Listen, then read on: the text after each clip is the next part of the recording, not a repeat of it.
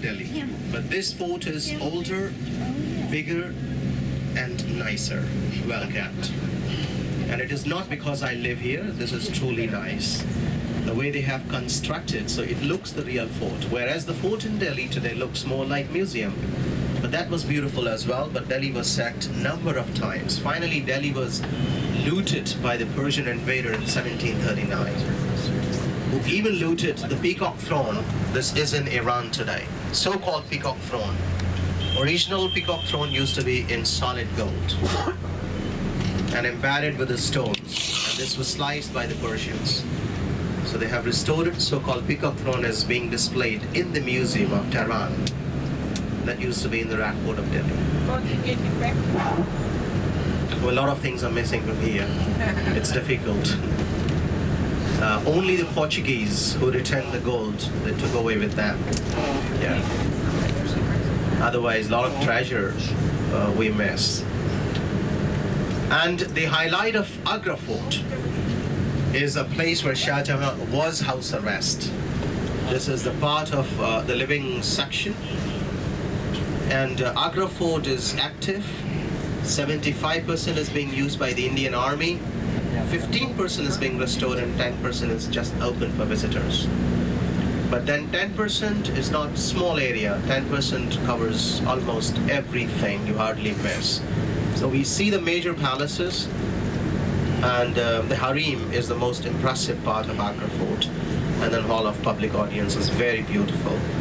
We can't access the army area, but I can point it out. The fort is having interesting fortifications with 2 walls, 2 moat.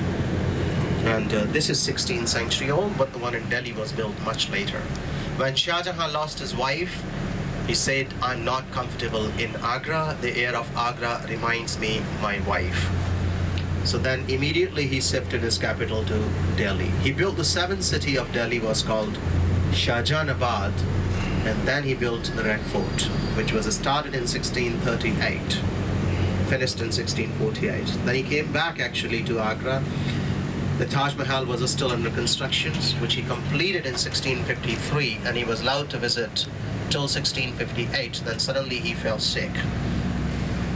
Sick and fragile, and he gave up fancy robes and dresses. It is said he looked like as a Sufi. I hope you heard about Sufism, which is a mystical religion, came from Persia to India. Dervishes, the whirling dervishes.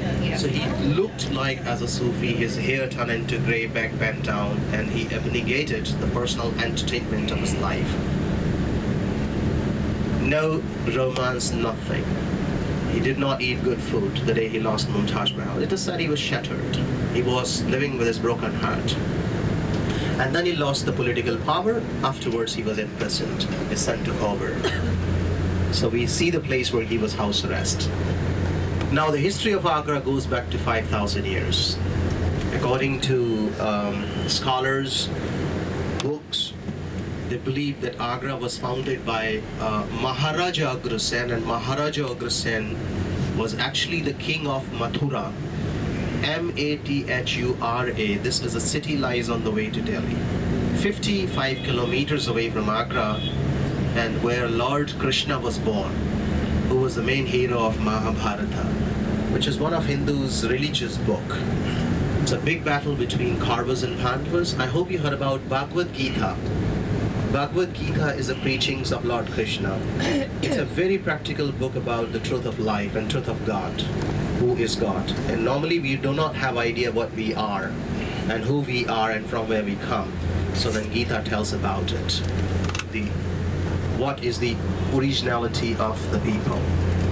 So what we are. We are not the body, folks. We are the soul. That is what the Gita says. And he was born in Mathura, which was the capital city of its respective areas, and Agra was a part of Mathura. Agra was known as Agra One. The word Agra means prominent and One means forest. So this was not really the city, it used to be a forest. And people believed that Krishna loved the capitals. He loved the people, friends, so he must have been roam around with his friends and cattle. Whenever you see his pictures, he's always with a cow and holding a flute in her hands. He loves the music. He's called the god of yoga and god of music and love. And they excavated Mathura and Agra both. That's a vegetable and fruit market on your left. That's really very busy early in the morning. People from village come to this place, and then retailers, people with push trolley, they go and buy from them, and then they just walk to the area where people live. So then vegetables are next to our doorstep. Milkman is also available. He paddles the white bicycles for 10 or 15 kilometers one way. He comes twice a day to the city. So this is how we get the milk and the vegetables. Fresh veggies. Every day they pick them up. Okay, they excavated Mathura and Agra, and they found the old sculptures. The big images are being displayed in the Museum of Mathura, and these sculptures are made of red sandstones, which is locally from here.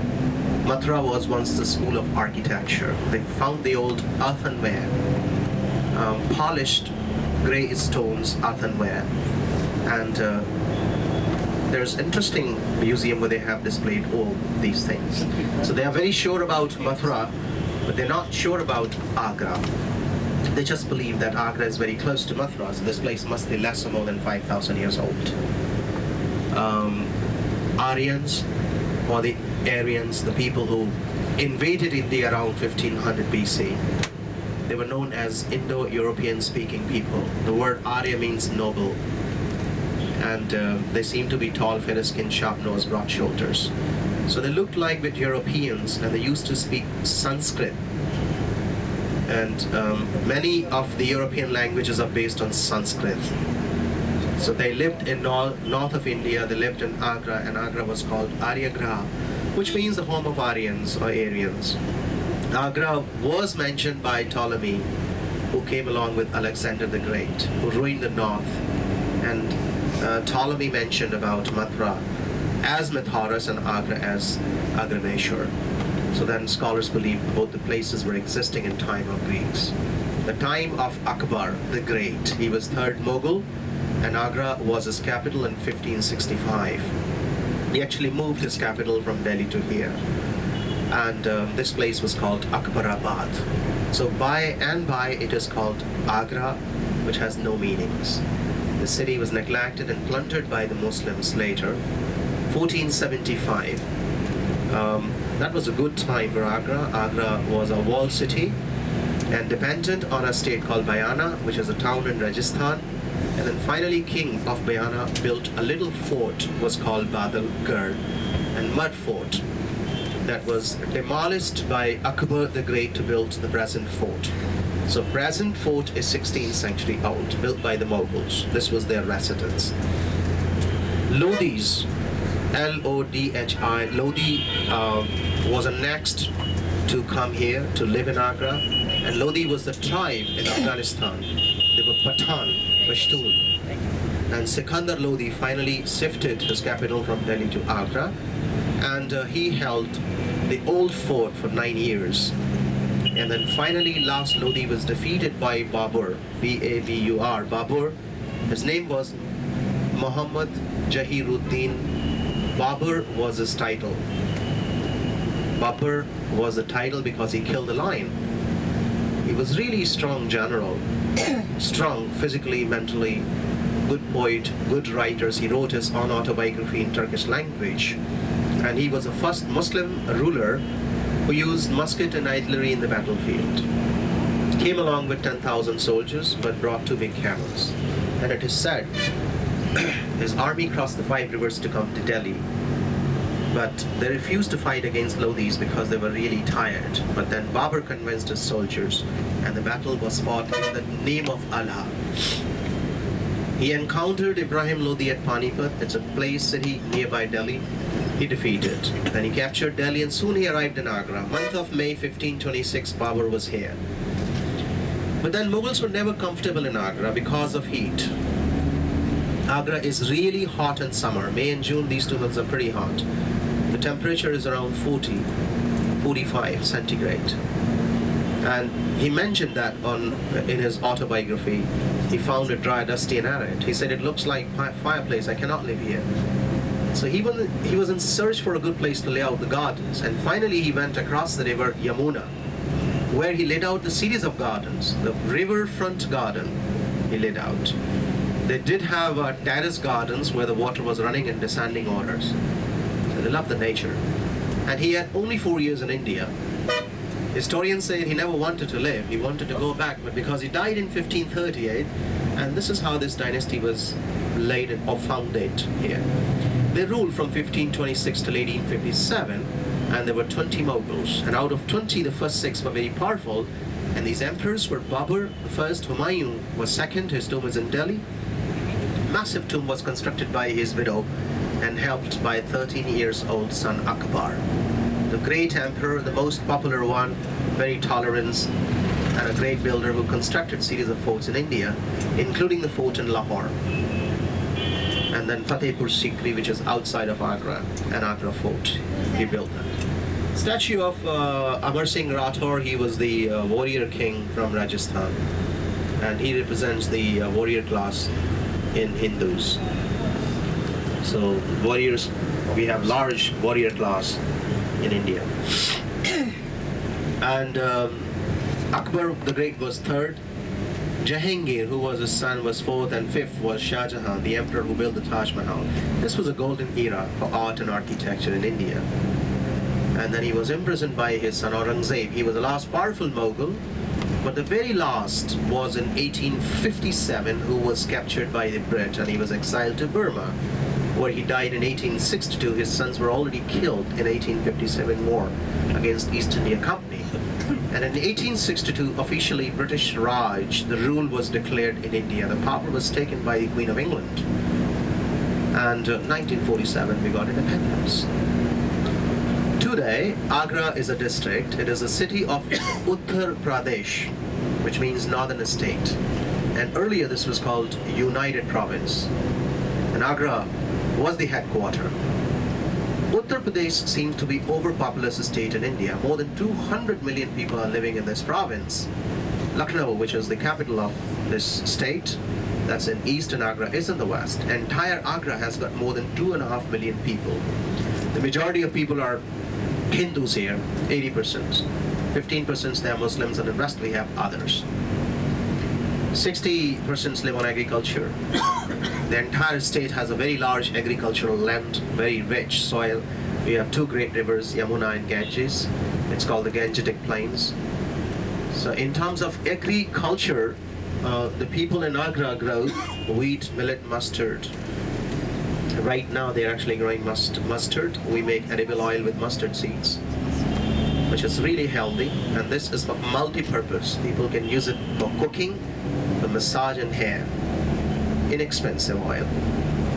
And we don't grow rice in Agra because of rain and soil. The soil is not cooperating. The rain is very uncertain here. Most of farmers depend on a groundwater. They have wells or bore well, or they get the water from the canals. This is how they can irrigate the land. And as the people who live in Agra, they just live on tourism. Long time back, Agra was the industrial city. But then city was really very dusty, smoky. Air pollution was a problem. The sulfur in the air was a cause of deterioration of the Taj Mahal. Marble was discoloring because of the air pollution. And river pollution as well, so they shut down the factories here. Just tourism is left. Taj is a big destination which gives a lot of revenue. And then apart from these historical sites, Agra is known for its art and crafts. Agra in the back in 16th century was called Shiraz of India. Shiraz, which is a city in Iran, that was a center of learning art and crafts. Agra was far better than London in 16th century.